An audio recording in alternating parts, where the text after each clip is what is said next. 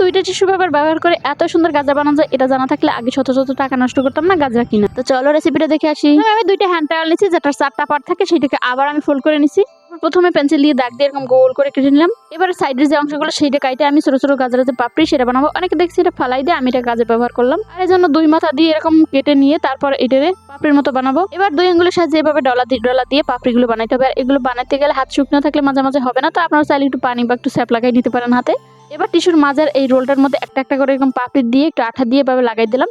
অংশটা আর একটা পাপড়ি দিয়ে আমি সেট করে দেবো। তারপর হয়ে গেল একটা গোলাপ। টিস্যু দিয়ে এত সুন্দর গোলাপ হয় সেটা আমার আগে জানা ছিল না। তোমরা যারা বয়ফ্রেন্ডকে গোলাপ গিফট করো তারা এটা শিখে নিতে পারো, তাহলে কিন্তু টাকা খরচ করে আর গোলাপ কিনতে হবে না। এবার গোলাপটার গালে আমি একটু ব্লাশ লাগাই কালার করে নিলাম। এবার এটার মাঝে সবুজ কালার দিব যাতে একটু রিয়েলিস্টিক ভাবটা আসে। আর সব যখন রেডি তখন এই যে অ্যাক্সিডেন্ট করে গেল, এটা তোমাদের সাথে অলরেডি আমি শেয়ার করছি। যাই হোক, ওইটার শুকে একদিন পরে আমি অফ ক্যামেরায় আবার এগুলো বানাই নিলাম। এবার সুই সুতার সাহায্যে মাঝখান দিয়ে এগুলো গেঁথে নিতে হবে একটা পর একটা মালার মতো। যে আমি অনেকটা গেঁথে ফেলছি। এবার মাঝখানটা ফাঁকা করে নিয়ে সেই গোলাপটা এখানে বসাই দেবো। আর এর জন্য আর একটা টিস্যু নিয়ে সেটার মধ্যে একটু আঠা লাগাই দিয়ে এখানে সেট করে দেবো গোলাপটা। এই গোলাপটা কিন্তু আমার অফ ক্যামেরা বানানো গোলাপ, কারণ আগের গোলাপটা নষ্ট হয়ে গেছে। এটার কালার আমি কি দিয়ে করেছি জানো? আনারের জুস দিয়ে, মানে ডালিমের রস, ডালিম খেয়ে রসটাই সাইডে একটু লাগাই দিচ্ছি, এরকম সুন্দর কালার হয়েছে। This is the final look. আর এটা এত সুন্দর হচ্ছে এটা কেউ দেখে বুঝতেই পারবেন যে এটা টিস্যু পেপার দিয়ে বানানো। আমি তো ভাই খোপায় পড়তে পারবো না, তার জন্য হাতে একটু পরে নিলাম।